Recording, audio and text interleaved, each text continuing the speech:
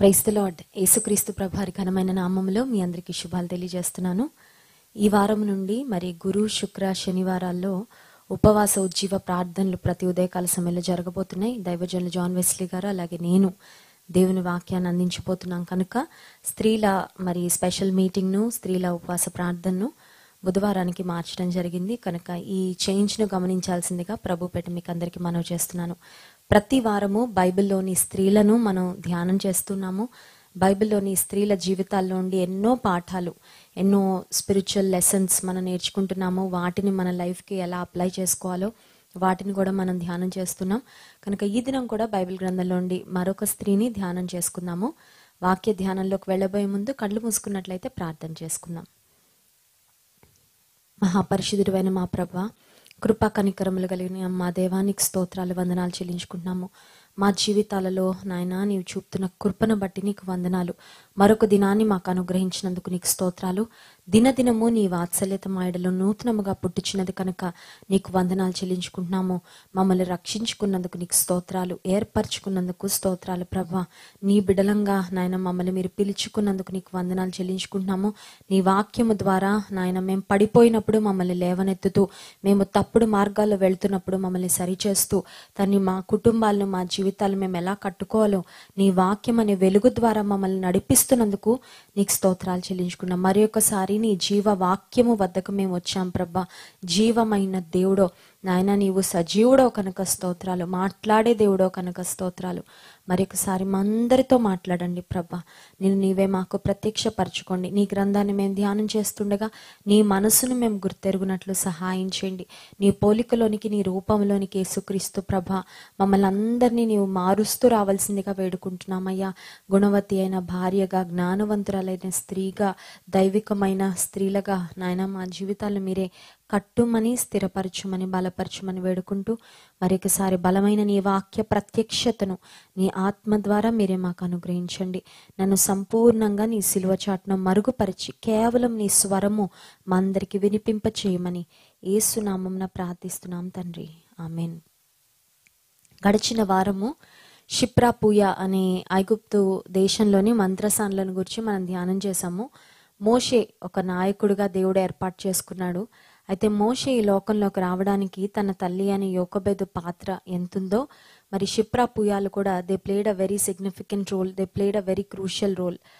Hebrew స్త్రీలో కాన్పు పీటల మీద మగపిల్లవాడు పుట్టినప్పుడు చంపకుండా దేవునికి భయపడి వారు ఏ విధంగా ఆ పిల్లలను స్పేర్ చేశారో, వారి జీవితాలను కాపాడారో, తద్వారా దేవుడు షిప్రాపూయాలను ఎలా ఆశీర్వదించాడో గడిచిన వారం మనం ధ్యానం చేసుకున్నాము. ఈ వారం కూడా నిర్గమకాండంలో నుండి మరొక స్త్రీని మీ జ్ఞాపకం చేయాలని ఆశపడుతున్నాను. గడిచిన వారాల్లో మోషే యొక్క తల్లిని మనం ధ్యానం చేసాం, యోకెబెదు. సో ఒకవేళ ఆ సందేశాన్ని మీరు మిస్ అయినట్లయితే యోకెబెదును గురించి నేను అందించిన వర్తమానము జాన్ వెస్లీ మినిస్ట్రీస్ అనే ఇదే యూట్యూబ్ ఛానల్లో ఉంది. స్పెషల్ మెసేజెస్ ఫర్ విమెన్ అనే ప్లేలిస్ట్లో మరి విమెన్స్ మెసేజెస్ అన్నీ యాడ్ చేస్తున్నాం కనుక ఒకవేళ ఆ సందేశం మీరు మిస్ అయినట్లయితే తప్పకుండా వెళ్ళి వినండి. ప్రపంచానికి ఒక గొప్ప నాయకుడిని అందించిన తల్లి యోకెబెదు. ఆమె జీవితం మనందరికీ ఖచ్చితంగా స్ఫూర్తి, మనందరికీ ఖచ్చితంగా ఇన్స్పిరేషన్. గడిచిన వారం కూడా నిర్గమకాండంలో నుండే ఇద్దరు స్త్రీలను మనం ధ్యానం చేసాం. ఈ దినం కూడా నిర్గమకాండంలో నుండే మోషే యొక్క భార్య అయిన సిప్పోరా, ఆమె జీవితాన్ని మనం ధ్యానం చేయబోతున్నాం. భక్తుల భార్యలను గురించి మనం ధ్యానం చేస్తూ వచ్చాం కదండి. మొదట మనం నోవహు భార్యను ధ్యానం చేసాము, అలాగే యోబు భార్యను మనం ధ్యానం చేసాం, లోతు భార్యను కూడా మనం ధ్యానం చేసాము. సో భక్తుల భార్యలు ఎవరు దేవుని కొరకు నిలబడ్డారో శారాను గురించి, అలాగే రాహెల్ను గురించి, రిబ్కాను గురించి, లేయాను గురించి, తామార్ని గురించి, వీరందరిని గురించి ధ్యానం చేస్తూ వచ్చాము. సో మోషే భార్య కూడా ఖచ్చితంగా she an important person in the Bible. ఎందుకంటే ఒక గొప్ప నాయకునికి భార్యగా దేవుడు ఏర్పాటు చేసుకున్నాడంటే ఆమె జీవితం నుండి కూడా ఖచ్చితంగా మనం నేర్చుకోవాల్సిన పాఠాలు ఉంటాయి. కనుక సిప్పోరా జీవితాన్ని ధ్యానం చేసుకుందాం. సిప్పోరా అనే మాటకు అర్థం ఏంటంటే చిన్న పక్షి, అ స్మాల్ బర్డ్. చిన్న పక్షి అని అర్థం. పుట్టిన తర్వాత 3 నెలలు దాచింది. ఆ తర్వాత కుమారుని దాచిపెట్టలేక నైలు నదిలో ఒక జమ్ము పెట్టెలో పెట్టి, దేవా నీ చేతులకు అప్పగిస్తున్నాను, నా చేతిలో ఉన్నంత వరకు నేను చేయగలిగాను, this is too much for me, this is beyond what I can do, ఇంకా నేను చేయగలిగింది ఏమీ లేదు, నా శక్తికి మించి మరి ఈ కుమారుణ్ణి పెంచడం దాచడం నా వల్ల కాదు, ఈ నైలు నదిలో విడిచిపెడుతున్నాను, నా కుమారుని సంగతి నీవే చూసుకొని పరిపూర్ణమైన నమ్మికతో ఆ కుమారుని నైలు నదిలోకి విడిచిపెట్టిన తర్వాత ఫరో కుమార్తె మరి స్నానం చేయడానికి నైలు నదికి రావడం, ఆ తర్వాత మోషేని చూడడం, సుందరుడుగా బాలుడు ఉన్నాడని గ్రహించి ఆ బాబుని అడాప్ట్ చేసుకోవడం, పెంచుకోవడం. సో దేవుని ప్రజలైన ఇశ్రాయేలీలను ఐగుప్తు యొక్క బానిసత్వం నుండి, చెర నుండి విడిపించడానికి దేవుడు ఏర్పరచుకున్న నాయకుడు అదే ఫరో అంతఃపురంలో పెరగడం, ఇదంతా ఒక అద్భుతం. సో ఫస్ట్ 40 years మోషే అంతఃపురంలో పెరిగాడు. He was trained in all aspects. ఐగుప్తు యొక్క సకల విద్యల యందు ప్రావీణ్యతను సంపాదించాడు అనే మాట వాక్యంలో మనం చూస్తాం. సో ఫస్ట్ 40 years చాలా అద్భుతంగా మోషే జీవితంలో గడిచింది. అయితే ఫస్ట్ 40 years ఎండింగ్లో మనం చూసినట్లయితే ఒకసారి మోషే ఐగుప్తులో తన ప్రజల పరిస్థితి ఎలా ఉందో ఒకసారి చూద్దామని బయటకు వెళ్తాడండి. మోషే ఎప్పుడు గుర్తుపెట్టుకుంటాడు ఏంటంటే, అంతఃపురంలో ఉన్నాను కానీ నేను అంతఃపురానికి చెందినవాడను కాదు, ఫరో కుమార్తె యొక్క కుమారుడుగా పిలువబడుతున్నాను కానీ actually I don't belong to the palace, I don't belong to the Egyptians. ఐగుప్తీయులకు నాకు ఎలాంటి సంబంధం లేదని తన తల్లి అయిన యోకోబెదు ఉగ్గు పాలతో మోషేకు దేవుని మాటలు, దేవుని యందు విశ్వాసం, తాను తన ప్రజల కొరకు ఏం చేయాలో అదంతా ఆమె నూరిపోసింది. అందుచేత మోషే అంతఃపురంలో పెరిగినా, అంతఃపురంలో సుఖభోగాల్లో అనుభవిస్తున్నప్పటికీ ఎప్పుడు మర్చిపోలేదు తన జీవితం యొక్క ఉద్దేశం. తన ప్రజల కొరకు ఏదో ఒకటి చేయాలి అనే తాపత్రయం. నా ప్రజలు హెబ్రీయులు వారెంతో ఇబ్బందులు పడుతున్నారు, వెట్టి చాకిరి చేస్తున్నారు, ఎంతో కష్టాలు పడుతున్నారని దేవుని ప్రజల పట్ల, తన స్వజనం పట్ల ఒక గొప్ప ప్రేమతో మోషే పెరుగుతూ ఉంటాడు. ఆ సందర్భంలో ఒకసారి ఐగుప్తు ప్రాంతాన్ని చూడడానికి వెళ్తాడు. ఖచ్చితంగా చారియట్ మీదే వెళ్ళి ఉంటాడు. 10 Commandments అనే ఒక హిస్టారికల్ మూవీ, ఒకవేళ మీకు అవకాశం ఉంటే చూడండి, యూట్యూబ్లో కూడా ఆ మూవీ ఉంటుంది. 10 Commandments అనే మూవీలో మోషే యొక్క జీవితాన్ని చాలా అద్భుతంగా చిత్రీకరించారు. ఎగ్జాక్ట్గా ఆ దినాల్లో ఏం జరిగింది అవన్నీ కళ్ళకు కట్టినట్లుగా మనకి ఆ మూవీలో కనబడుతుంటాయి. సో ఒక చారియట్ మీద మోషే వెళ్తాడు, ఎందుకంటే అప్పటికి ఇంకా ఫరో యొక్క అంతఃపురంలోనే ఉన్నాడు కాబట్టి.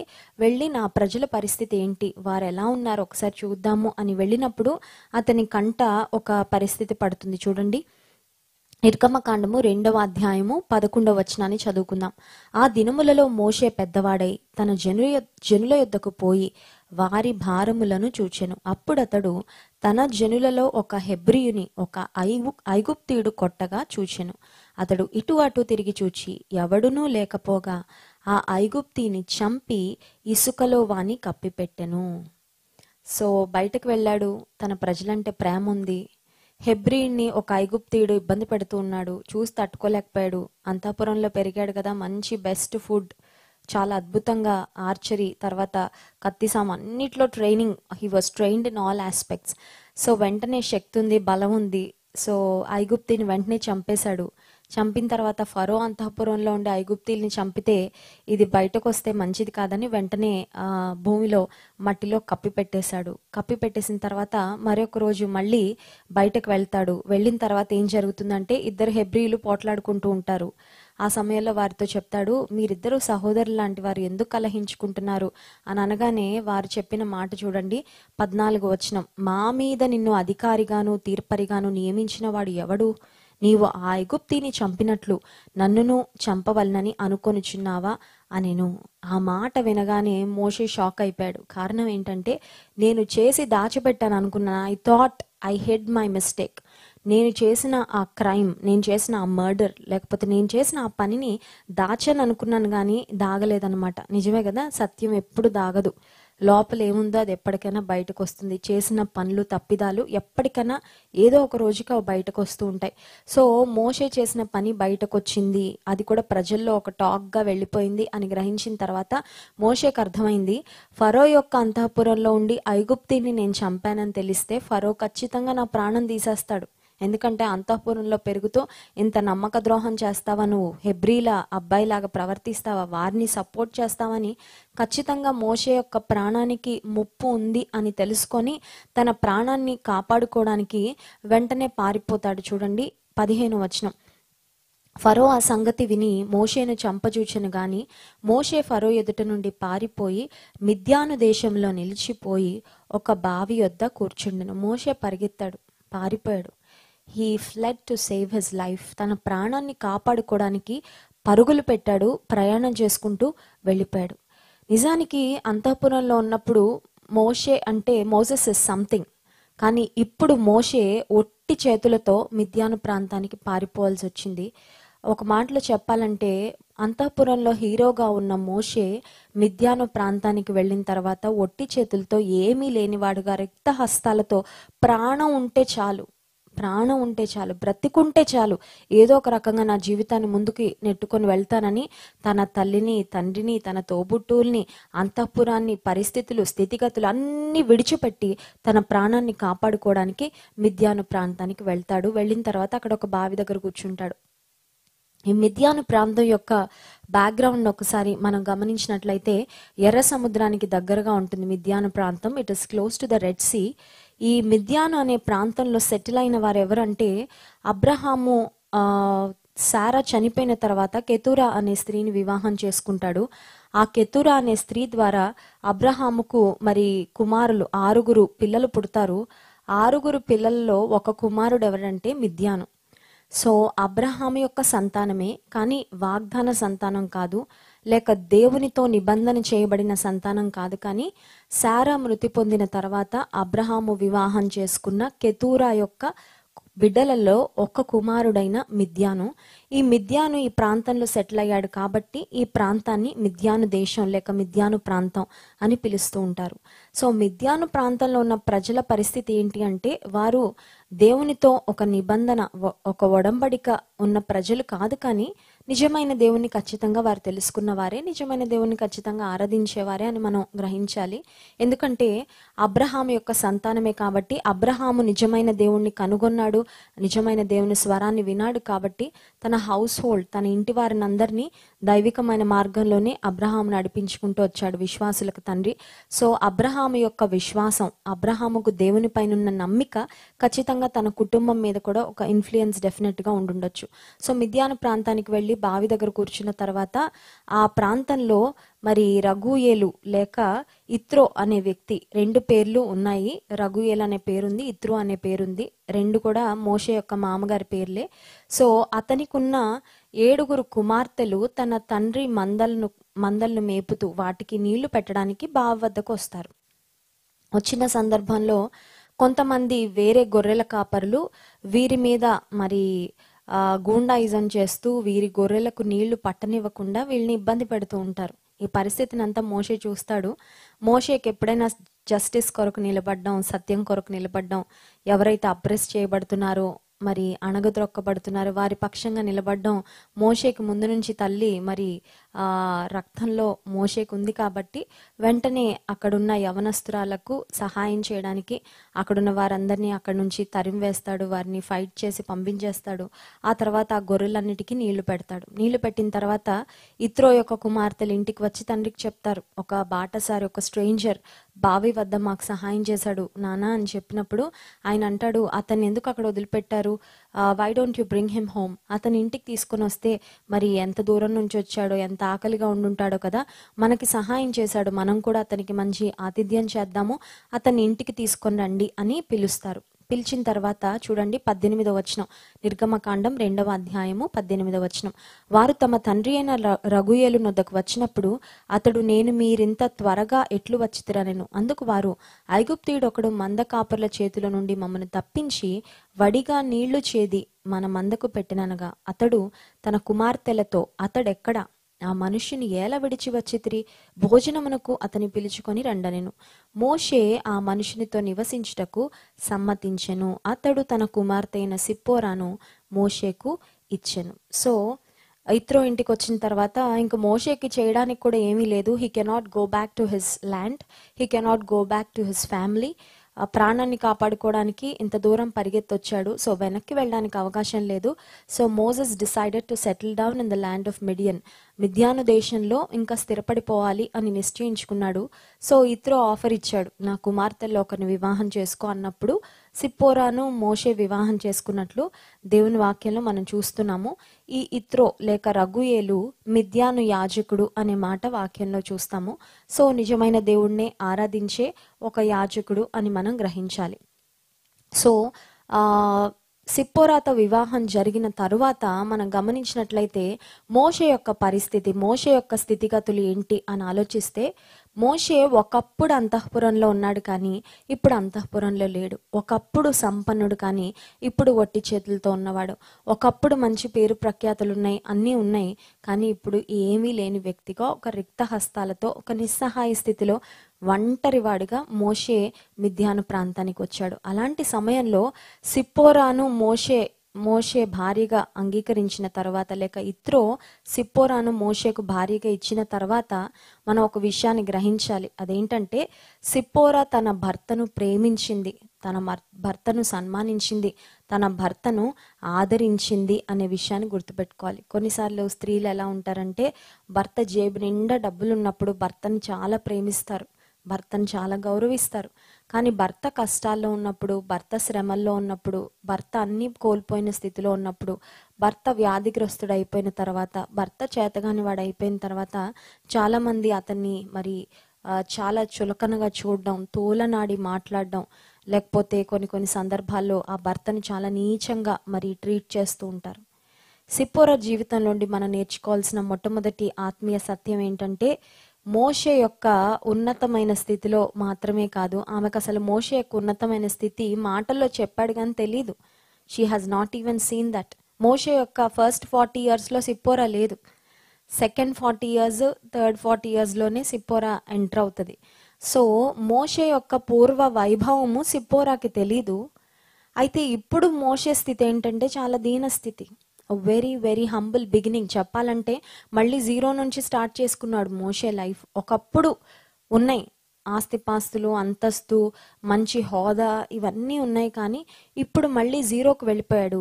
ఈ జీరో స్టేజ్లో ఉన్నప్పుడు సిప్పోరా ఎంటర్ అయింది మోషే జీవితంలోకి. కానీ సిప్పోరా మోషేను గౌరవించింది, మోషేను హత్తుకుంది, ప్రేమించింది, ఆదరించింది.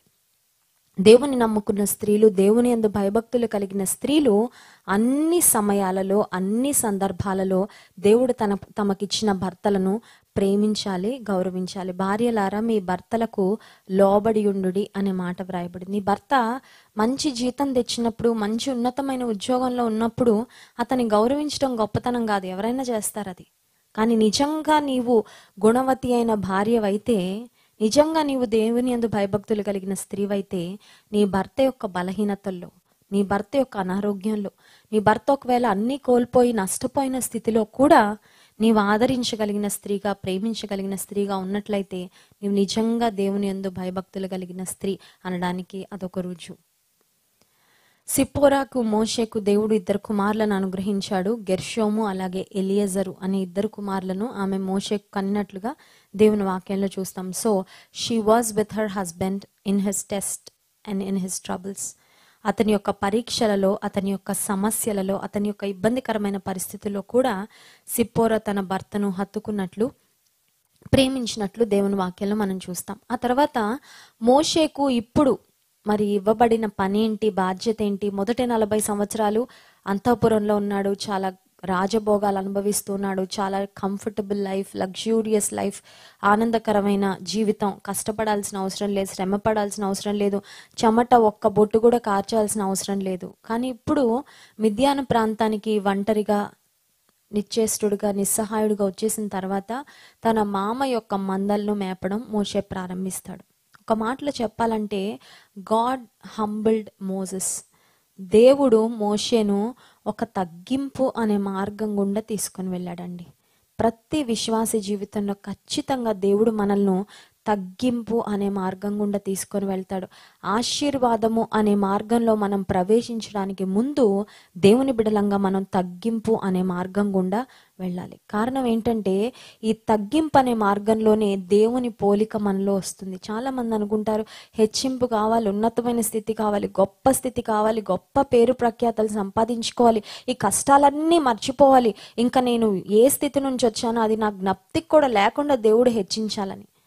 కానీ ఆశీర్వాదాల మార్గంలో నువ్వు ప్రవేశించాలంటే ఆశీర్వాదము అనే మరి తలుపు తట్టబడి తీయబడాలంటే మొదట నీవు ఏ వేలో ప్రయాణం చేయాలంటే తగ్గింపు అనే మార్గంలో ప్రయాణం చేయాలి. మోషేను దేవుడు తగ్గింపు అనే మార్గంలో తీసుకుని వెళ్ళాడు. అప్పటి వరకు అనుకున్నాడు, నేను ఐగుప్తీయుల చేతి నుండి ఇశ్రాయేలును విడిపించడానికి నాకు సామర్థ్యం ఉంది, I'm capable, I can do something అనుకున్నాడు మోషే. అందుకనే కదా బయటకు వెళ్ళినప్పుడు ఐగుప్తీయుడు ఇశ్రాయేలుడిని లేక హెబ్రీడ్ని బాధిస్తున్నప్పుడు వెంటనే I want to do something ఇంపల్సివ్గా తనకు అప్పటికప్పుడు ఏమనిపించిందో అది చేసేయడానికి ప్రయత్నం చేశాడు. యాక్చువల్గా తను ఏదో సహాయం చేద్దాం అనుకున్నాడు దేవుని ప్రజలకు, కానీ యాక్చువల్గా తన లైఫ్నే ఒక ఇరుకైన క్లిష్ట పరిస్థితిలోకి నెట్టివేసుకున్నాడు. He actually messed his life. తాను చేసిన ఒక్క పని ద్వారా మోషే తన జీవితాన్ని ఇబ్బందుల్లోకి నెట్టివేసుకున్నాడు. బహుశా మోషే సైలెంట్గా అంతఃపురంలో ఉండుంటే మోషే యొక్క చరిత్ర వేరొక మలుపు తిరుగుండేదేమో, మనకు తెలియదు. కానీ మోషే చేసిన ఆ తొందరపాటు పని, నాకు శక్తి ఉంది కదా, నాకు బలం ఉంది కదా, నాకు జ్ఞానం ఉంది, నాకు సామర్థ్యం ఉంది, ఐగుప్తు యొక్క సకల విద్యల్లో నాకు ప్రావీణ్యత ఉంది, దేవుని ప్రజల్ని ఇప్పుడే విడిపించేస్తాను, లెట్ మీ డూ సంథింగ్ అనుకొని తొందరపాటుతో తను ఒక పని చేయడం ద్వారా వెంటనే ఆ వార్త అందరికీ తెలియడం, ఫరో ఇతని చంపేస్తాడన్న ప్రాణ భయంతో మోషే పారిపోవలసి రావడం.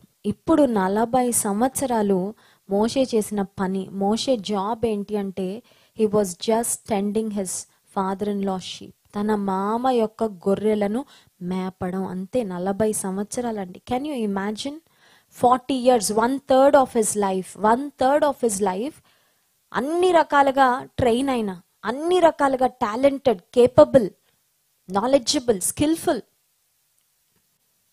దేవుని ప్లాన్ కూడా ఉంది మోషే పక్షంగా. దేవుని ప్రజలను ఐగుప్తు నుండి బయటకు తీసుకున్నాడు, దేవుడు ఏర్పరచుకున్నాడు. He is the chosen one, but he had to go through that humbling experience for 40 long years. 40 సంవత్సరాలు కేవలం అన్ని సామర్థ్యాలు ఉన్న చేతగాని వ్యక్తిగా, ఏమి చేయలేని వ్యక్తిగా ఆ మామ యొక్క మందలను మేపుతూ మిద్యాను ప్రాంతంలో ఆ గొర్రెలను మేపుతూ ఒక గొర్రెల కాపరిగా ఉండిపోవాల్సి వచ్చింది.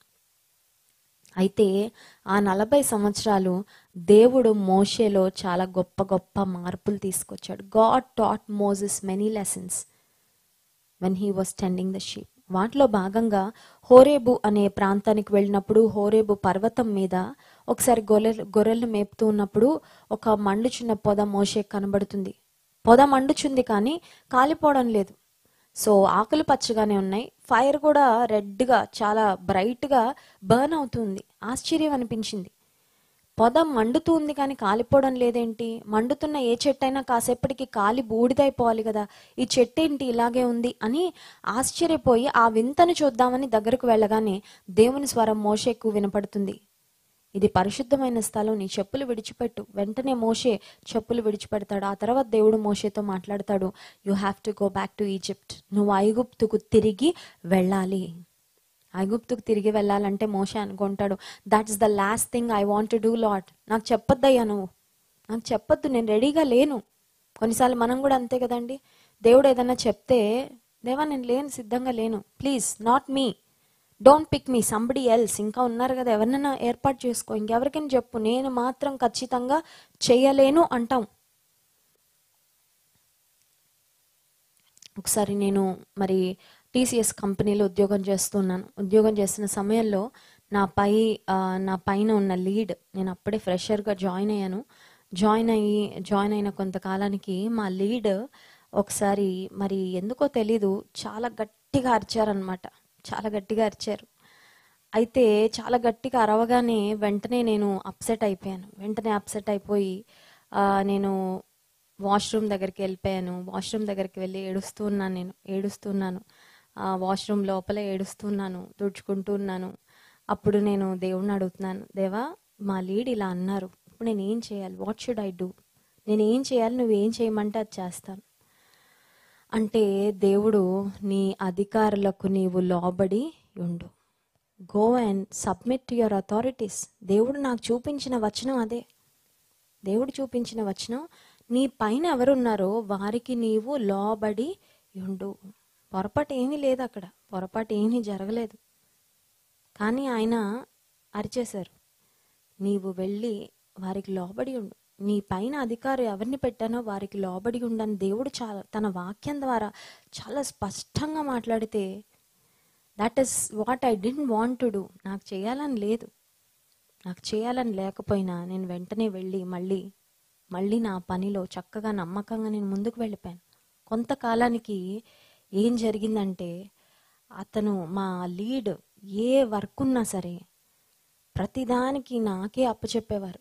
మీరైతే చక్కగా చేస్తారండి ఈ వర్క్, ఇది నాకు రావడం లేదండి, ఇది ఎలా చేయాలి, మీరు చేయండి. లీడ్కి రాకుండా ఫ్రెషర్కి వచ్చే వర్క్ ఏముంటుంది? నేనే కొత్తగా చేరాను. దేవా, ఏదో కొత్త కొత్త పనులు అప్పచెప్తున్నారు, నాకు తెలియదు, మరి I do not know how to do it. దేవుడు ఆ సమయానికి తగిన జ్ఞానం ఇచ్చి ఆ పని చేయిస్తూ ఉండేవారు. నాకే ఆశ్చర్యం వేసేది, ఇది నేను ఎలా చేశాను. ఎందుకు ఈ మాట చెప్తున్నానంటే, కొన్నిసార్లు దేవుడు ఏదైనా పని చేయమన్నప్పుడు అది కష్టంగా ఉంటుంది. మనకేమనిపిస్తుంది అంటే, నా మనసు ఏం చెప్తే నేను అదే చేస్తాను, నాకేమనిపిస్తే నేను అదే చేస్తాను అని అనుకుంటూ ఉంటాం. మోషే మనసుకు ఏం తోచిందో అది చేసే కదా మెస్అప్ చేసుకున్నాడు జీవితాన్ని. 40 సంవత్సరాలు మిద్యాన్ అరణ్యాల్లో ఒంటరిగా బ్రతకాల్సిన పరిస్థితి ఎందుకు వచ్చింది? తను స్వతహాగా తనకేమనిపించిందో అది చేసేశాడు. ఇప్పుడు మళ్ళీ దేవుడు మండుచున్న పొదలో నుండి, నీవు వెళ్ళాలి ఐగుప్తుకి, నువ్వు వెళ్ళి ఫరోతో మాట్లాడాలి, నిన్ను నా ప్రతినిధిగా పంపిస్తున్నాను, you have to go and fight for your people అని చెప్తూ ఉంటే రకరకాల ఎక్స్క్యూజెస్ వెతుకుతున్నాడు. నేను నోటి మాంద్యం గలవాడినయ్యా, నాకు నత్తుంది, స్టామరింగ్, నేను సరిగా మాట్లాడలేను, ప్లీజ్ ఇంకెవరినైనా ఏర్పాటు చేసుకో. మోషే ఎక్స్క్యూజెస్ వెతుకుతూ ఉన్నాడు. ఇన్ఫ్యాక్ట్ చెప్పాలంటే మోషేలో తన మీద తనకి ఇంకా కాన్ఫిడెన్స్ అంతా పోయింది. గొర్రెల్ని 40 సంవత్సరాలు మేపాక ఒక రాజు ఎదుటకు వెళ్ళి నిలబడి కొన్ని లక్షల మంది ప్రజలను రిప్రజెంట్ చేస్తూ వారిని విడిపించాలని చెప్పాలంటే ఏం కాన్ఫిడెన్స్ ఉంటుందండి? ఆల్మోస్ట్ మోషేలో ఉన్న కాన్ఫిడెన్స్ జీరోకి వచ్చేసింది. అప్పుడు దేవుడు ఏమన్నాడంటే, you can do all things through me. నిన్ను నేను బలపరుస్తా. నీ శక్తి, నీ బలం, నీ జ్ఞానం, నీ సామర్థ్యం వాటి వలన కాదు నువ్వు ముందుకు వెళ్ళేది, నేను నడిపిస్తాను, నేను చెప్పినట్టు చేయి అంతే. Just do what I tell you and I will work wonders through you. నీ చేతిలో ఉన్న కర్రనే వాడుకుంటా నేను. ఒక్క చిన్న simple stick in the hand of Moses, చిన్న కర్ర అండి, ఎన్ని అద్భుతాలు చేసింది. ఎందుకు ఈ మాట చెప్తున్నానంటే, మన జీవితంలో మనకి ఏదో లేవు, ఏదో లేని వాటిని గురించి ఆలోచించి దూరపు కొండలు నునుపు అంటారు. కొన్నిసార్లు ఎక్కడో ఉన్నది ఏదో బెటర్గా ఉందనుకో, నీ చేతిలో ఏముందో నీవు దేవునికి విధేయత చూపిస్తే దానిని వాడుకొని దేవుడు ఖచ్చితంగా అద్భుతాలు చేస్తాడు. మోషే చేతిలో ఉన్న కర్రనే దేవుడు, నీ చేతిలో ఏముంది? కర్ర. వెంటనే దాన్ని నేల మీద వేయమన్నాడు దేవుడు, పాముగా మారింది. మళ్ళీ తోక పట్టుకుంటే కర్ర అయింది. ఇంకా చాలా చేస్తానయ్యా మోషే, చాలా చేస్తాను అద్భుతాలు, నువ్వు వెళ్ళు అని చెప్పిన తర్వాత మోషే తన ఇంట్లో చెప్పి తన భార్యను, 2 కుమారులను తీసుకొని ప్రయాణం మొదలు పెడతాడు. ఆ సందర్భం ఒకసారి చూడండి.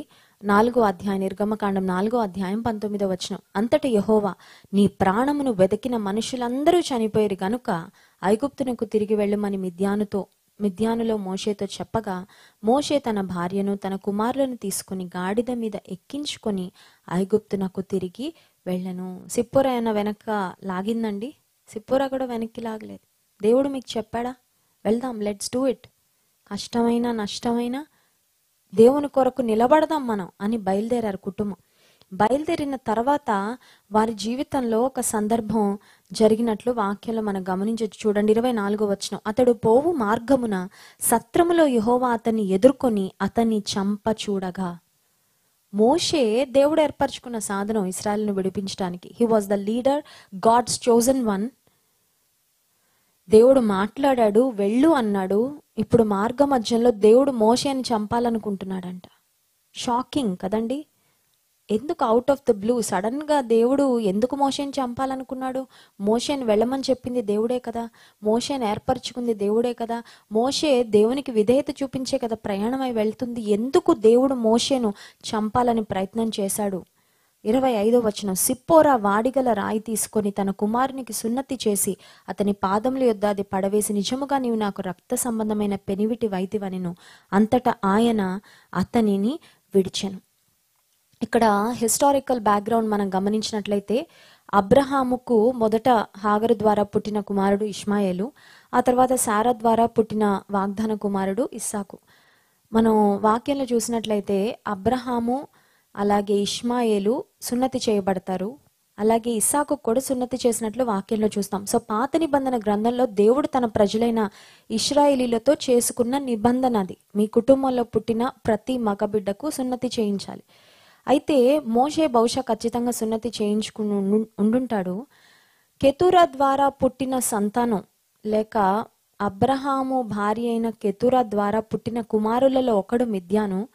ఆ మిద్యాను వచ్చి మిద్యాను ప్రాంతంలో ఆ ప్రాంతంలో సెటిల్ అవడం ద్వారా మిద్యాను ప్రాంతం అని పిలుస్తున్నారని మనం జ్ఞాపకం చేసుకున్నాము. సో మిద్యానీయుల్లో వారికి ఆ నిబంధన లేదు, దేవునితో ఆ సున్నతి చేయబడాలనే నిబంధన లేదు. బహుశా మోషే చెప్పుంటాడేమో కుమారుడు పుట్టినప్పుడు సిప్పోరాకు, ఈ కుమారుని కూడా మనం సున్నతి చేయించాలని. అవన్నీ డీటెయిల్స్ బైబిల్ గ్రంథాలు వ్రాయబడలేదు. బహుశా సిప్పోరా అని ఉంటుంది. అంత అవసరం అంటారా? ఇప్పుడు చేయాలా? మరి వారి మధ్యలో డిస్కషన్ జరిగిందో లేదో తెలీదు. But she was definitely aware that all male child should be circumcised. ఆమెలో ఒక గ్రహింపు అయితే ఉంది. ఏమనంటే మగ పిల్లలుగా పుట్టిన వారు దేవుని బిడ్డల్లో లేక ఇశ్రాయేలుల్లో హెబ్రీయుల్లో ఖచ్చితంగా సున్నతి చేయబడాలి అనే అవేర్నెస్ అయితే ఆమెకుంది. బట్ సమ్హౌ ఆ కుమారునికి సున్నతి చేయలేదు. అయితే మార్గంలో వీరు ప్రయాణం చేస్తున్నప్పుడు on the way to Egypt మోషే కుమారునికి సున్నతి చేయకపోవడాన్ని బట్టి శిక్ష ఎవరి మీదకి రాబోయిందంటే మోషే మీదకి రాబోయింది. కారణం ఏంటి? ఆ నిబంధన తెలిసింది మోషేకి. As the head of the family ఆ పని చేయాల్సింది ఎవరు? మోషే. ఆ కార్యాన్ని నెరవేర్చాల్సింది మోషే. కానీ మోషే ఆ పనిని చేయకపోవడం చేత దేవుని కోపం మోషే మీద రగులుతున్న సందర్భంలో సిప్పోరా స్టెప్డ్ అప్. సిప్పోరా వెంటనే ఆమె నిలబడి చాలా త్వరగా ఆ కుమారుని ఒక షార్ప్ స్టోన్, ఒక వాడిగల రాయి తీసుకొని సున్నతి చేసినట్లు వాక్యంలో మనం చూస్తాం. ఒక మాటలో చెప్పాలంటే Zipporah did the right thing at the right time. Zipporah సరైన పనిని సరైన సమయంలో చేసింది. చూడండి, కొన్నిసార్లు ఎవరైనా నీటిలో పడిపోయారు అనుకోండి, వాళ్ళు చెయ్యి మనకు కనబడుతుంది, చెయ్యి మనకు అందే అంత డిస్టెన్స్లో ఉంది. అప్పుడు వెంటనే ఏం చేయాలి? ఇమ్మీడియట్గా యాక్షన్ తీసుకోవాలి. ఆ చెయ్యి ఎక్కడికో దూరం వెళ్ళిపోయిన తర్వాత, ఆ బేబీ ఒక బాయో గర్లో నీటిలో కొట్టుకొని వెళ్ళిపోయిన తర్వాత ఇంకప్పుడు ప్రయత్నం చేయడం అనవసరం. సరైన సమయంలో అట్ ద రైట్ మూమెంట్ ఏం చేయాలో అది చేయాలి. ఈ సిప్పోరా చాలా చురుకుగా స్పందించి she did the right thing at the right time. తన భర్త మీదకి దేవుని కోపం రాకుండా, దేవుని ఉగ్రత రగలకుండా, తన భర్త ప్రాణం పోగొట్టుకోకుండా సిప్పోరా మరి అడ్డుపడినట్లుగా, సిప్పోరా తన భర్త ప్రాణాన్ని కాపాడుకున్నట్లుగా దేవుని వాక్యంలో మనం గ్రహిస్తున్నాం. ఇంకొక ప్రాముఖ్యమైన విషయం ఏంటంటే, దేవుని ప్రజలైన ఇశ్రాయేలీలను ఐగుప్తు యొక్క బానిసత్వంలోండి, చెరలోండి విడిపించడానికి వెళ్తున్నారు. ఒక రకంగా చెప్పాలంటే దేవుడు ఏర్పరచుకున్న ఒక నాయకత్వపు కుటుంబం. They were in a position of responsibility. ఒక బాధ్యతాయుతమైన స్థానంలో దేవుడు వారిని పెట్టాడు. She realise that change should begin from their family first. ఆమె ఏం గ్రహించిందంటే, అందరికీ మనం చెప్పడం కాదు, అందరూ చేయడం కాదు, ముందు మేమేది చేయాలో మేమది చేయాలి. కొన్నిసార్లు చూడండి, మనం ఎలా ఉంటామంటే ప్రక్కన వారందరి గురించి పట్టించుకుంటుంటారు, కానీ కొంతమంది వాళ్ళ ఇంటి గురించి పట్టించుకోరు. మీ అమ్మాయి అండి అక్కడ తిరుగుతుందండి, మీ అమ్మాయిని అక్కడ చూసామండి, ఈ బజార్లో చూసామండి, ఆ అబ్బాయితో చూసామండి, మరి మీ అమ్మాయి సంగతి ఏంటండి? కొంతమందికి ప్రక్కన వారి విషయాల్లో ఉన్న ఇంట్రెస్ట్ చాలాసార్లు తమ ఇంటిని చక్కబెట్టుకోవడానికి ఉండదు, ప్రక్కవారి గురించి డీటెయిల్స్ తెలుసుకోవడానికి ఉన్న ఎంతూజియాజము, తమ ఇంట్లో ఏం జరుగుతున్నాయి, what is happening with in your family, చాలా మందికి తెలియదండి. మొదట మన ఇంటిని మనం చక్కబెట్టుకోవాలి. మొదట స్త్రీలు తమ ఇంటిని చక్కబెట్టుకోవాలి. ఇక్కడ మనం చూసినట్లయితే జ్ఞానవంతురాలైన స్త్రీగా సిప్పోరా మనకు కనబడుతుంది. We can also see her as a courageous, as a bold woman who took the right decisions, who did the right thing at the right time. సరైన సమయంలో సరైన కార్యాన్ని జరిగించిన స్త్రీగా దేవుని వాక్యంలో మనము చూస్తున్నాం. సో ఐగుప్తు ప్రాంతానికి మార్గంలో వెళ్తున్న సమయంలో తన భర్త మరణించకుండా, తన భర్త మీదకి దేవుని ఉగ్రత రాకుండా ఆమె కాపాడుకుంది.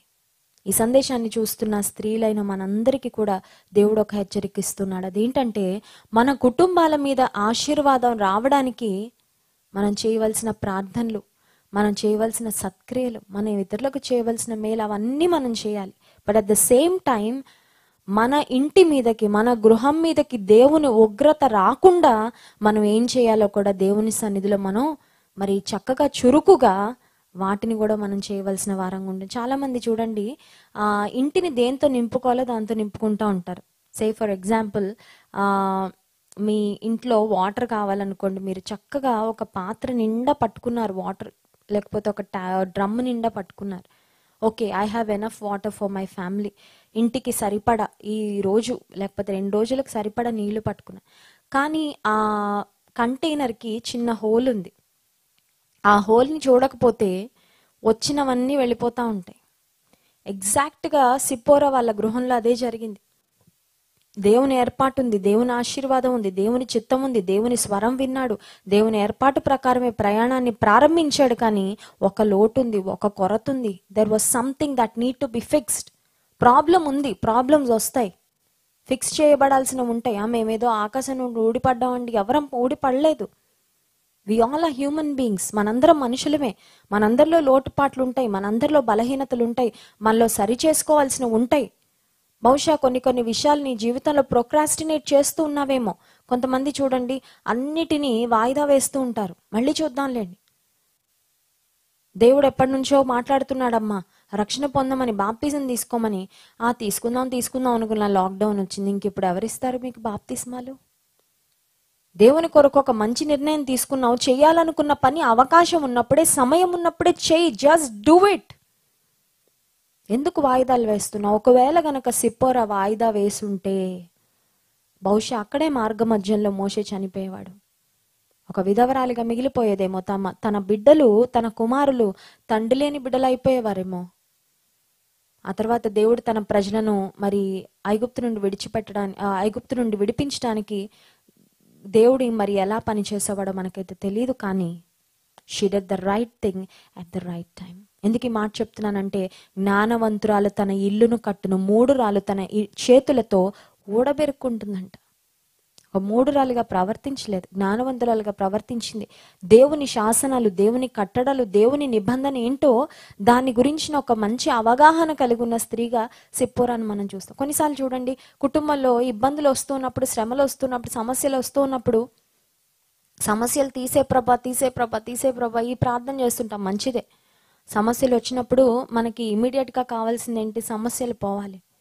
కొన్నిసార్లు ఆ పరిస్థితులు రావడానికి మన వైపు నుంచి ఏదైనా ప్రాబ్లం ఉందేమో, అది ఫిక్స్ చేసుకుంటే సమస్య పోతుంది. కొన్నిసార్లు శాపము రావడానికి ఏదో పాపం కారణం అవుతూ ఉంటుంది. నేను అన్నిసార్లు కష్టాలు మన తప్పుల వల్ల వస్తాయని నేను చెప్పడం లేదు. అన్ని కష్టాలు మన జీవితంలో మనం ఏదో తప్పు చేయడం వల్ల జరుగుతాయని నేను చెప్పడం లేదు. మరి విజయవాడలో జరిగిన అగ్ని ప్రమాదంలో దైవజనుల కుటుంబం అగ్నికి ఆహుతైపోయారు. గుండె పిండేసే అంత బాధ కలిగింది. వారి సంఘాన్ని, వారి పరిచర్య, వారి బిడ్డలు ఏడుస్తున్నప్పుడు, ఆ వీడియో చూసినప్పుడు గుండె ద్రవించిపోయింది. Why did this happen? కొంతమంది భక్తిహీనులు మాట్లాడుంటారు, వారి దేవుడు ఏం చేశాడండి వారికి? వారి దేవుడు నిజమైన దేవుడైతే వారిని ఎందుకు అలా విడిచిపెడతాడు? భక్తిహీనులు మాట్లాడుంటారేమో. యోబుకు శ్రమలు రాలేదా? యోబుకు శ్రమలు వచ్చాయి. కొన్నిసార్లు దేవుడు కొన్ని పరిస్థితులు అనుమతిస్తాడు. శ్రమలు వచ్చినప్పుడు కొన్నిసార్లు చాలా మంది నోటికి వచ్చినట్టు మాట్లాడుతూ ఉంటారు. నోటికొచ్చినట్లు. జాగ్రత్త, నీ మాట్లాడే ప్రతి మాటను బట్టి తీర్పు దినాన దేవునికి లెక్క అప్పచెప్పాలి. ఆ దైవజని కుటుంబాన్ని దేవుడు నిజంగా బిడ్డలను ఆదరించాలని, ఆ సంఘం కూడా మరి సంఘ కాపరి లేకుండా ఎంతో నిరాదరణకరమైన పరిస్థితిలోకి వెళ్ళిపోయింది. ఆ గొప్ప పరిచర్య దేవుడే ముందుకు తీసుకొని వెళ్ళాలని మరి ఎంతో ప్రార్థన చేశాం మేమైతే.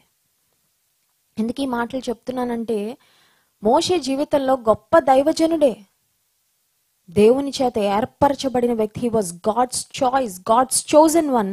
కానీ దేవుని కోపం మోషే మీద రగులుకుంది ఒకానొక పరిస్థితిలో. కానీ భార్య అయిన సిప్పోరా వెంటనే she did what ever she could do. అన్ని శ్రమలు మన పాపం వలన రావు, ఖచ్చితంగా రావు. యోబు జీవితంలో ఒకే ఒక్క రోజున బిడ్డలందరూ శవాలైపోయారండి. ఎంత బాధ! యోబుని గురించి దేవుడే సర్టిఫికేట్ ఇచ్చాడు. యోబు గ్రంథం 1వ అధ్యాయంలో మనం గమనించినట్లయితే, పాపాన్ని అసహించుకున్నాడు, నీతిమంతుడు. He was perfect, he was upright, he was blameless. అంత గొప్ప భక్తునికి శ్రమ ఎందుకు వచ్చింది? శ్రమ దేవుడు అనుమతించాడు. భక్తులకి శ్రమలు వస్తాయి, భక్తులు కూడా మనుషులే కదండి. పాస్టర్ల, దైవజనులు మేము మనుషులు కాదా? పాస్టర్లకి ఒక్కొక్కసారి వ్యాధులు వస్తాయి, రోగాలు వస్తాయి. శరీరంలో ఉన్నాం కాబట్టి బలహీనతలు వస్తూ ఉంటాయి. మోషే జీవితంలో జరిగిన ఈ సందర్భంలో మాత్రం అక్కడ ఒక చిన్న తప్పిదం ఉంది. అక్కడ రెక్టిఫై చేయబడవలసిన అంశం ఒకటి ఉంది. There was something that needs to be fixed. అందుకని సిప్పోరా పోతే పోన్లే, ఏం జరుగుతుందో చూద్దాం, ఏదైనా జరిగిన తర్వాత ఆలోచించుకుందాం అని ఆలస్యం చేయలేదు, తాత్సారం చేయలేదు. వెంటనే I want to do what ever needs to be done అని షీ టుక్ యాక్షన్. వెంటనే పని చేసింది. తన కుమారునికి సున్నతి చేసింది. సున్నతి చేసిన తరువాత దేవుడు అంతటా ఆయన అతనిని విడిచెను అనే మాట వాక్యంలో మనం చూస్తాం. ఆశీర్వాదాలు పొందుకోవడానికి ఏం చేయాలో అది చేయాలి, శాపాలు పోగొట్టుకోవడానికి కూడా ఏం చేయాలో అది చేయాలి. కొన్నిసార్లు మనం ఏమంటూ ఉంటామంటే, అన్నీ నా భర్త చేతిలోనే ఉన్నాయండి, నా చేతిలో ఏముంది? కొంతమంది స్త్రీలు నాకు చెప్తూ ఉంటారు, అమ్మా నా భర్త నా మాట అస్సలు తీసుకోడమ్మా, మంచి చెప్పినా వినడు, చెడు చెప్పినా వినడు, ఆయనకి ఏం తోచితే అదే చేస్తాడు. నాకు ఇంట్లో నేను ఒక కేవలం ఒక మనిషిగా అలా బ్రతికున్నాను తప్ప నా మాటకు విలువ ఉండదు, నా ఆలోచనలకు విలువ ఉండదు, నా సలహాలు తీసుకోడు, నన్ను కన్సిడర్ కూడా చేయడు నా భర్త అనే స్త్రీలు కూడా చాలా మంది ఉన్నారు. నీవు చేయలేనివి చాలా ఉండొచ్చు, కానీ నీవు చేయగలిగింది కూడా ఏదో ఒకటి ఉంటదమ్మా. సిప్పోరా నా భర్తే చేయాలి సున్నతి అని ఆగలేదు. నా భర్తకి సజెషన్ ఇద్దాం, ఐడియా ఇద్దాం, అతను ఏం చేస్తాడో చూద్దాం అనుకోలేదు. I want to do what ever needs to be done, I will do it, అంతే.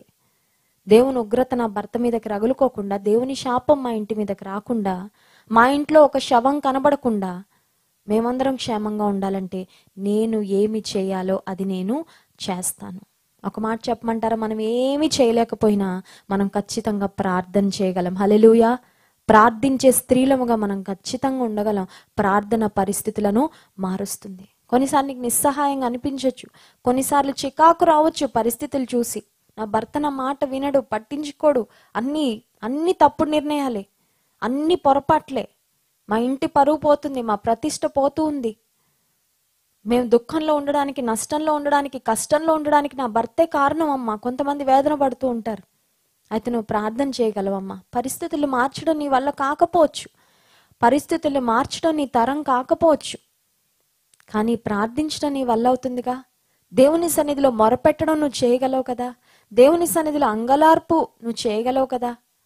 పనులు ఎలా చేయాలో, ఎప్పుడు చేయాలో దేవుడు చేస్తాడు. అందుకే ఓ దైవజనుడు అన్నాడు, మనం పని చేస్తే మనమే పని చేస్తామంట, మనం ప్రార్థన చేస్తే దేవుడు పని చేస్తాడంట. హల్లెలూయా.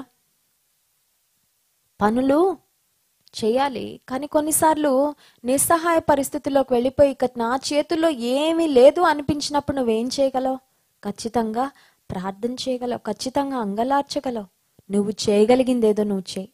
సిప్పోరా గ్రహించింది, నేను చేయగలను, ఇది నా కుమారునికి సున్నతి నేను చేయగలను, and I will do it. I will not wait for my husband.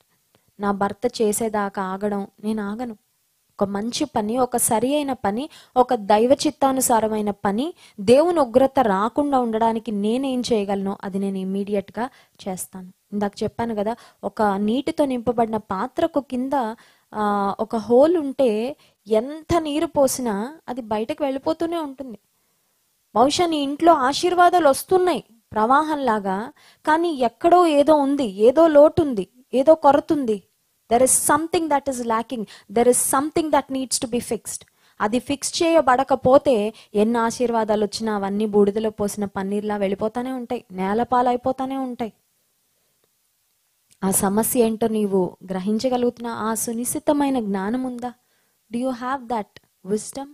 Wisdom from above, పైనుండి వచ్చే జ్ఞానం అని యాకోబు పత్రికలో యాకోబు భక్తుడు చాలా చక్కగా రాశాడు. లోక సంబంధమైన జ్ఞానం ఒక రకమైతే లోక సంబంధమైన జ్ఞానాన్ని దయ్యాల జ్ఞానం అన్నాడు. పైనుండి వచ్చే జ్ఞానం పవిత్రమైనదంట. పైనుంచి వచ్చే జ్ఞానం పవిత్రమైనది. ఆ పైనుంచి వచ్చే జ్ఞానం నీకుందా? పైనుంచి వచ్చే జ్ఞానం ఎక్కడి నుంచి పొందుకోగలం? షాప్లో కొనుక్కోలేం. అమ్మలక్కలతో ముచ్చట్లు పెడితే రాదు. ప్రతిరోజు వార్తలు చూస్తే ప్రపంచంలో జరుగుతున్నవన్నీ తెలుసుకుంటుంటే రాదు. పైనుండి వచ్చే జ్ఞానం దేవుడు నీకు ఇచ్చే జ్ఞానం. అది దేవుని ఆత్మ ద్వారా నీవు నడిపించబడుతున్నప్పుడు నీవు పొందుకునే జ్ఞానం అది. That wisdom will help you to make the right decisions at the right time. సరైన సమయంలో సరైన నిర్ణయాలు తీసుకోవడానికి దేవుడిచ్చే పైనుండి వచ్చే జ్ఞానము నీకెంతో సహాయపడుతుంది. అందుకే వాక్యం సెలవిస్తుంది, జ్ఞానవంతురాలు తన ఇల్లును కట్టును. మోషే జీవితంలో ఎక్కడ Moses wife was a trouble maker అని ఎక్కడ చూడం మనం. మోషే భార్య మోషేను ఇబ్బంది పెట్టినట్లు కానీ, విసిగించినట్లు కానీ, తొందర పెట్టినట్లు కానీ ఎక్కడ చూడం. ప్రజలు విసిగించారు మోషేని, నీరు లేకపోతే విసిగించారు, రాళ్లు రువి చంపుదామని కూడా అంత స్టేజ్ వరకు వెళ్ళిపోయారు. మాంసం కోసం విసిగించారు, నీటి కోసం విసిగించారు. ప్రతి పరిస్థితిలో మోషేను ప్రజలు విసిగించారు, కానీ మోషే భార్య విసిగించినట్లు ఎక్కడా కనబడదు. ప్రియమైన స్త్రీ, అటువంటి స్త్రీగా నీవు ఉండగలవా? కొంతమంది ఉంటారండి, భర్తల ప్రాణం తీసేస్తూ ఉంటారు. ఇంకా వాళ్ళ యాటిట్యూడ్తో, వాళ్ళ మాటలతో, వాళ్ళ ప్రవర్తనతో భయంకరమైన విసుగుదల. ఒక ముసురులా ఉంటారు కొంతమంది భార్యలు. ముసురు పడితే చూడండి, ఒక పట్టాన అది క్లియర్ అవ్వదు వాతావరణం. కొంతమంది అలా బ్రతుకుతూ ఉంటారు.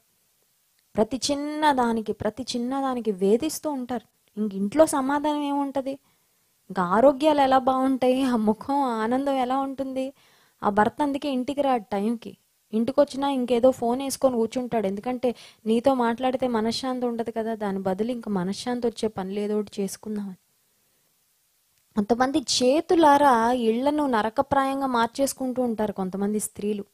అజ్ఞానంతో ప్రతి చిన్నదానికి ఏదో ఒక ఇబ్బంది పెట్టడం. మోషేను ఇందాక మనం జ్ఞాపకం చేసుకున్నాము. Moses wife Zipporah supported him during his times of testing, during his time of tribulation. కష్ట సమయాల్లో మోషేతో ఉంది, ఒంటరితనంలో ఉంది, ఏమీ లేని స్థితిలో మోషే వచ్చినప్పుడు మోషేతో ఉంది. ఒక నాయకుడుగా మోషే మారినప్పుడు కూడా ఆమె గురించి పరిశుద్ధాత్మ దేవుడు వ్రాయించలేదు. ఆమె యొక్క పనులు మరి క్లియర్గా ఎక్కడ మెన్షన్ చేయబడలేదు, కానీ but definitely she was not a trouble maker. At least తన భర్తకు ఆమె ఒక ఆటంకంగా కానీ, ఒక గుదిబండగా కానీ, ఒక భారంగా కానీ మారినట్లు దేవుని వాక్యంలో మనం ఎక్కడా చూడం. నీ భర్త దేవుని చిత్తంలో ముందుకు కొనసాగాలంటే నీ పాత్ర కూడా అందులో ఉంటుంది. ప్రియమైన సహోదరి, అర్థమవుతుందండి? కుటుంబంగా మన కుటుంబాలలో దేవుని చిత్తము, దేవుని సంకల్పం నెరవేర్చబడడానికి ఒకరికొకరం మనం సహకరించుకోవాలి.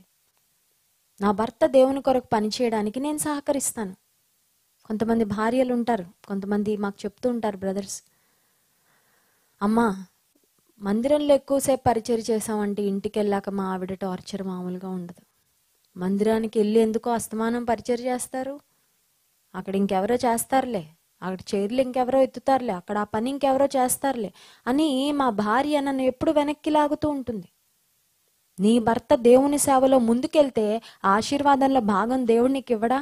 ఖచ్చితంగా ఇస్తాడు. దైవజనులు చాలాసార్లు మీటింగ్స్కి వెళ్ళిపోతూ ఆయా దేశాలు వెళ్ళిపోతున్నప్పుడు ఒక్కొక్కసారి చాలా బాధ కలుగుతూ ఉండేది. కానీ మనసులో ఒకటే ఆలోచన, నా భర్త దేవుని సేవ చేయడానికి నేను సహకరిస్తే ఆశీర్వాదంలో నాకు నా బిడ్డలకు బాగా ఉంటుంది ఖచ్చితంగా. ఇంట్లోనే భర్త ఉండాలి, కళ్ళ ముందే భర్త ఉండాలి అని కోరుకొని స్త్రీ ఎవరు ఉండరు.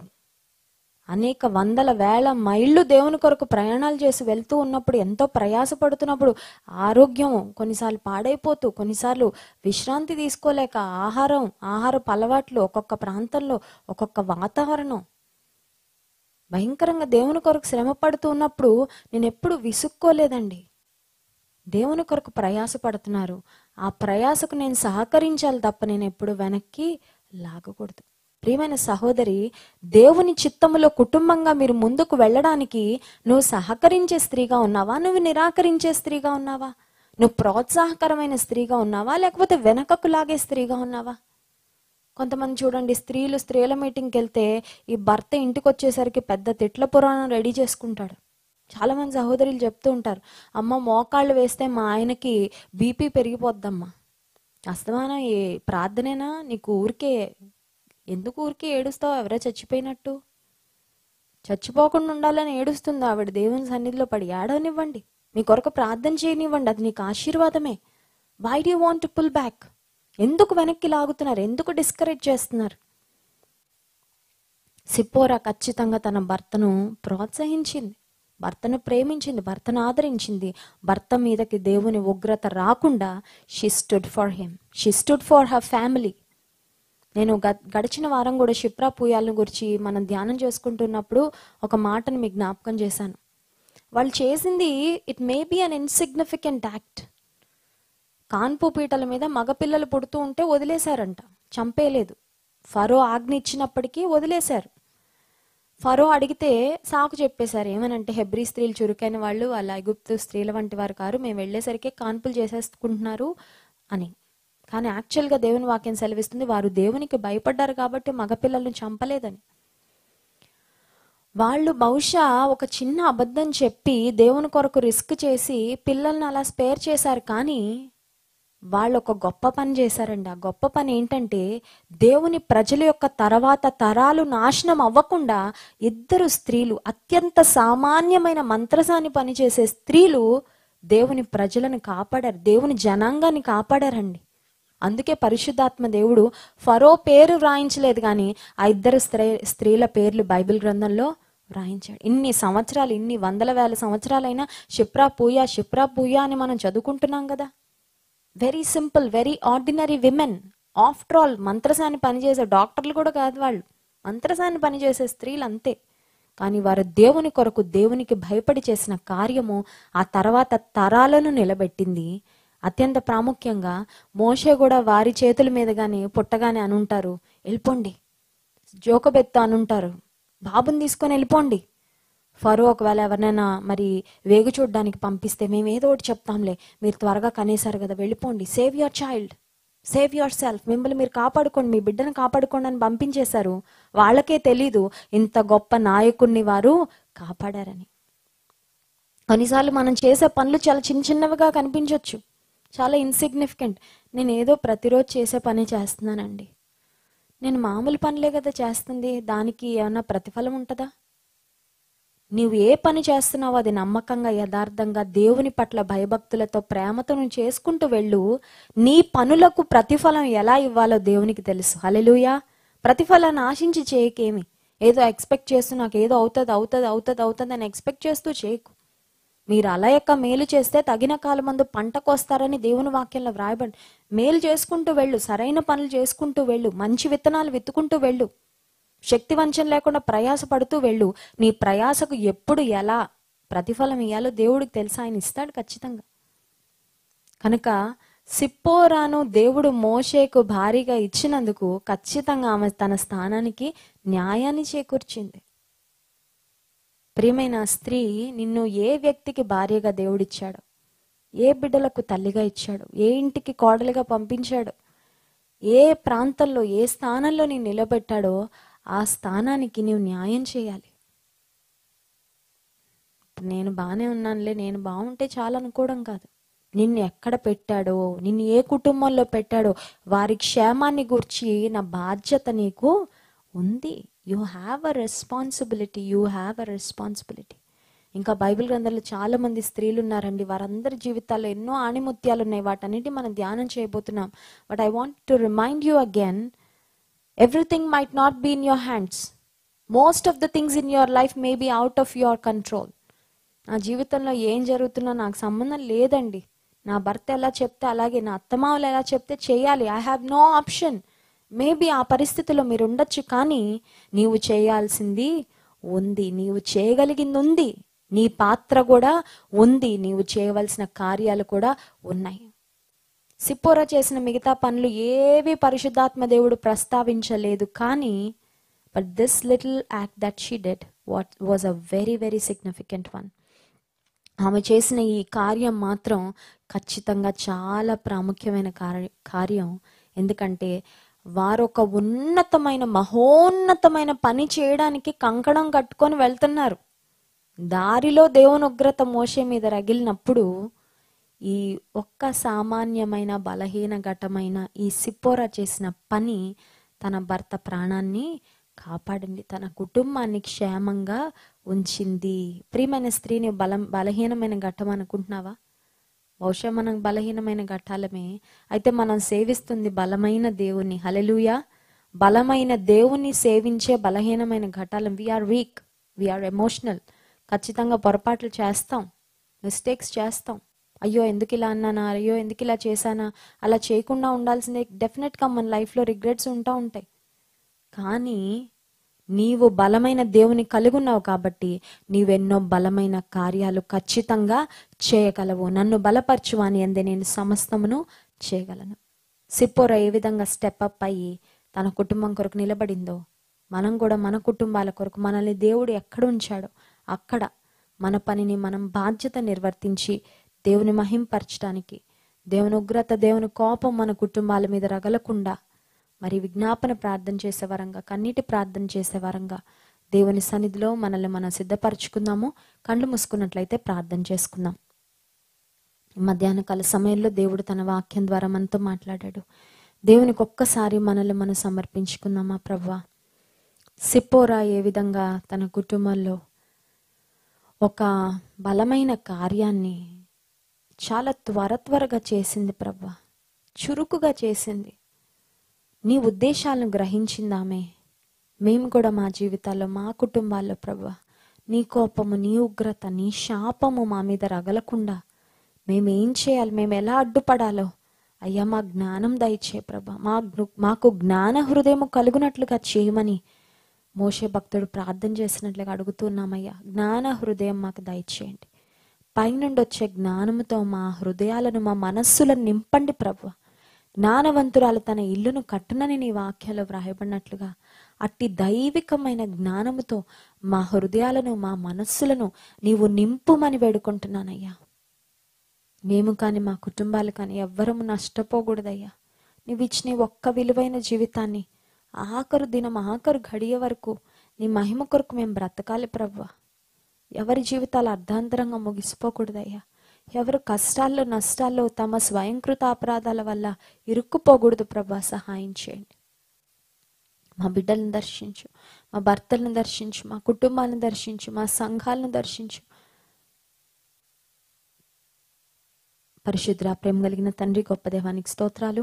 ఉదయకాల సమయంలో నీ వాక్యం ద్వారా మీరు మాతో మాట్లాడినందుకు వందనాలు తండ్రి. సిప్పోరా జీవితం నుండి అనేకమైన పాఠాలు మీరు మాకు నేర్పించారు. భర్త యొక్క మంచి సమయాల్లోనే కాదు, కానీ కష్ట సమయాల్లో, క్లిష్ట సమయాల్లో, ఒంటరి సమయాల్లో కూడా భర్తను ఏ విధంగా ఆదరించిందో మీరు మా జ్ఞాపకం చేశారు ప్రభా. మేము కూడా అదే విధంగా నాయన మా భర్తలకు మేము లోబడి ఉండడానికి, వారిని ఎలా గౌరవించాలో, వారిని ఎలా సన్మానించాలో ప్రతి స్త్రీకి నేర్పించమని వేడుకున్నాను.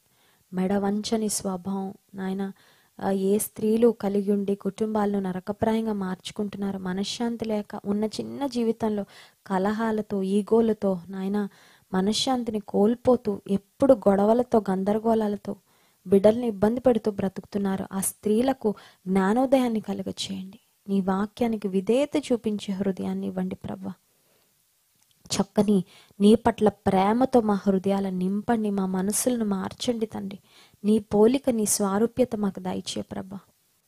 ఆనాడు ఐగుప్తుకు వెళ్తున్న మార్గంలో మోషే మీదకి నీ కోపం రగిలినప్పుడు సిప్పోరా ఎంతో చక్కగా జ్ఞానముతో నాయన ఒక చక్కని కార్యం చేయడం ద్వారా మోషేను నీవు విడిచిపెట్టావు ప్రభా. మోషే ప్రాణాన్ని నీవు విడిచిపెట్టావు. ప్రాణాన్ని నీవు నాశనం చేయలేదు తండ్రి. మేము కూడా మా కుటుంబాల్లో నష్టాలు రాకమునిపే మేల్కోవడానికి సహాయం చేయ ప్రభా. కష్టాల ఊబిలో మేము చిక్కుకొనక మునిపే తండ్రి మేమేం చేయాలో, మేమేమి చేయగలమో అది మేము చేయడానికి సహాయం చేయండి ప్రభా. నీ కృప మాకు అనుగ్రహించు. నీ కృప లేకపోతే మేము బ్రతకలేం తండ్రి. నీ కృప లేకపోతే, నీ దయ లేకపోతే అయ్యా ఈ లోకంలో మేము జీవించలేం ప్రభా. నీవే సహాయం చేయండి. కరోనా వైరస్తో బాధపడుతున్న వారిని జ్ఞాపకం చేసుకోండి. కోవిడ్-19 వచ్చి ఎంతమంది నాయన పాజిటివ్ వచ్చి ఇబ్బంది పడుతున్నారు. గొప్ప ధైర్యముతో వారి హృదయాలను నింపండి. ఇప్పుడే వారిని స్వస్థపరచమని వేడుకుంటున్నాను ప్రభా. స్వస్థత నీకు శీఘ్రముగా లభించునని వాగ్దానం చేశావు. నీ వాగ్దానాలు నెరవేర్చమని వేడుకున్నాను. నీ వాగ్దానాలు సత్యమైనవి, నిత్యమైనవి కనుక స్తోత్రాలు ప్రభా. ప్రజలను జ్ఞాపకం చేసుకోండి. ఎంతమంది నాయన మరి బ్రీతింగ్ ప్రాబ్లంతో సఫర్ అవుతున్నారు, వెంటిలేటర్స్ మీద ఉన్నారు, నాయన ఆక్సిజన్ సపోర్ట్ మీద ఉన్నారు, వారందరినీ కూడా ప్రత్యేకంగా జ్ఞాపకం చేసుకోండి. ఆ బాడీలో సాచురేషన్ లెవెల్స్ అన్నీ మంచిగా నాయన 95 అబౌవ్ రీచ్ అవ్వడానికి సహాయం చేయండి ప్రభా. హాస్పిటల్స్లో ఉన్న వారు త్వరగా డిశ్చార్జ్ అవ్వడానికి సహాయం చేయండి. ట్రీట్ చేస్తున్న డాక్టర్స్ను, నర్సెస్ను, వారందరి మెడికల్ స్టాఫ్ అందరినీ కూడా దీవించండి ప్రభా. మెడికల్ హెల్ప్ దొరకక నాయన ఎవరు చనిపోకుండా తండ్రి నీవు సహాయం చేయ ప్రభా. భర్తలను, భార్యలను, తల్లులను, తండ్రులను పోగొట్టుకొని నాయన ఎంతమంది వేదనలో, దుఃఖ సాగరంలో మునిగిపోయి ఉన్నారో వారిని నీవు ఆదరించమని వేడుకుంటున్నాను ప్రభా. నాన్న వారి కుటుంబీకులను పోగొట్టుకున్న వారు ఆ లోటును తీర్చుతండి, సహాయం చేయ ప్రభా. ఆయా రకాలైన సమస్యలతో, వ్యాధులతో ఉన్న వారిని జ్ఞాపకం చేసుకొని, మనశ్శాంతి లేక నిద్ర పట్టక నాయన ఇబ్బంది పడుతున్న వారిని జ్ఞాపకం చేసుకొని, ఎంతమంది చింతలతో, భారాలతో, దిగుళ్లతో ఉన్నారో ప్రభా. నీ భారము యెహోవా మీద మోపను, ఆయన నమ్ముకొను, ఆయనని ఆదుకొనునని వాగ్దానం చేశావు అయ్యా. భారాలు మా మీద వేసుకుంటే మా భారాలు మమ్మల్ని ముంచేస్తాయి, కానీ మా భారాలు నీ మీద వేస్తే మమ్మల్ని తేలిక చేస్తానన్నావు ప్రభా. నీకు స్తోత్రాలు. ఎంతమంది మానసికంగా స్ట్రెస్ ఫీల్ అవుతూ ప్రెషర్లో ఉన్నారు ప్రభా. వారి కుటుంబీకుల కొరకు చింతిస్తూ నాయన భవిష్యత్తు ఎలా ఉంటుందో అని బాధపడుతున్నారు. వారి హృదయాలలో గొప్ప నెమ్మదిని కలుగచేయ ప్రభా. మా భారమంతా నీ మీద వేస్తున్నామయ్యా. మా జీవాధిపతివి నీవు ప్రభా. నీకు స్తోత్రాలు. మా ప్రాణాలను, మా శరీరాలను కాపాడండి తండ్రి, భద్రపరచండి ప్రభా. సహాయం చేయమని వేడుకుంటున్నాను ఆయన. నీ కనికరం చూపించమని వేడుకుంటున్నాను ప్రభా. సమయంలో ఆర్థిక సంబంధమైన ఇబ్బందులతో ఉన్న వారిని కూడా జ్ఞాపకం చేసుకోండి. జాబ్స్ పోగొట్టుకున్న వారిని జ్ఞాపకం చేసుకోండి. అప్పుల్లో ఉన్న వారిని జ్ఞాపకం చేసుకోండి. హాస్పిటల్లో బిల్స్ కట్టలేక ఇబ్బందులు పడుతున్న వారిని జ్ఞాపకం చేసుకోండి ప్రభా. నీ సహాయమును వారికి అందించండి అయ్యా. ఆదుకొనమని వేడుకుంటున్నాను ప్రభా. కృప చూపించండి. భయంకరమైన వార్తలు మేము వింటున్నాం, భయంకరమైన నాయన పరిస్థితులు మేము ఉంటున్నాం ప్రభా. మా నిరీక్షణ నీవే, మా ధైర్యం నీవే ప్రభా. నిన్నే చూస్తున్నాము తండ్రి. నూతన కృపలతో ప్రతి ఒక్కరిని నింపండి ప్రభా. కష్టాలు వచ్చినా కష్టాలు మమ్మల్ని విడిచిపెట్టే దేవుడో కాదయ్యా. గాలి తుఫాన్లు చెలరేగినప్పుడు వాటిని అణచివేసిన దేవుడో ప్రభా. నీవు స్తోత్రాలు. మా సమస్యలను నీవు ఆజ్ఞాపించు ప్రభా. Lord, command that our problems would go away in your mighty name. నీ శక్తి కలిగిన నామములో ప్రతి సమస్య, ప్రతి వ్యాధి, ప్రతి బాధను పటాపంచలు చేయమని వేడుకుంటున్నాను ప్రభా. సహాయం చేయండి. కానీ ఆపత్కాలమును నమ్ముకొన దగిన సహాయకుడు అన్నావు ప్రభా. నీకు స్తోత్రాలు. నీ తోడును నాయన ఇబ్బందికరమైన పరిస్థితిలో ఉన్న వారు ఇంకెక్కువగా ఎక్స్పీరియన్స్ చేయడానికి తండ్రి నీవు సహాయం చేయమని వేడుకుంటున్నాను. మరొకసారి నీ వాక్యం ద్వారా మాతో మాట్లాడినందుకు వందనాలు తండ్రి. విన్న వాక్యాన్ని మా హృదయాల్లో భద్రపరచుకోవడానికి, మంచి నేలను పడిన విత్తనం వల్ల నీ వాక్యం మా జీవితాల్లో ఫలించడానికి సహాయం చేయమని మహిమ ఘనత ప్రభావములు మీకే చెల్లిస్తూ, నీ రాకడ కొరకు, రాజ్యం కొరకు మమ్మల్ని సిద్ధపరచు. ఎప్పుడు నీ రాకడ వచ్చినా నాయన మేము సిద్ధపడి ఉండినట్లు సహాయం చేయమని యేసు నామమున ప్రార్థించి స్తుతించి దీన మనసుతో అడిగి వేడుకుంటున్నాం తండ్రి. ఆమేన్.